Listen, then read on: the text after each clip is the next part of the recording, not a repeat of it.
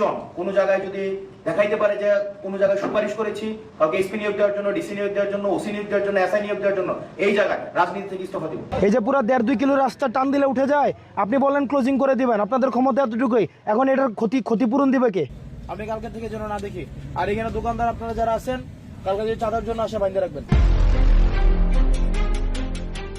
বিএনপির ভেতরেই যারা চাঁদাবাজি আর অন্যায় জড়াবে তাদের জন্য কঠিন বার্তা দিয়েছেন কুমিল্লা 4-এর এমপি হাসনাত আব্দুল্লাহ। স্পষ্ট ভাষায় বলেছেন, দলীয় পরিচয় কাউকে বাঁচাতে পারবে না, অন্যায় করলে কাউকেই ছাড় দেওয়া হবে না, এমনকি শীর্ষ নেতৃত্বও নয়। ইতিমধ্যেই তারেক রহমানের দিকেও ইঙ্গিত করে জানিয়েছেন, আইন ও নীতির প্রশ্নে কোনো আপোষ নেই।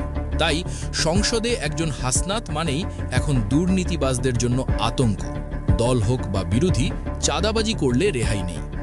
নতুন এই বার্তায় কি বদলাবে রাজনীতির চেহারা?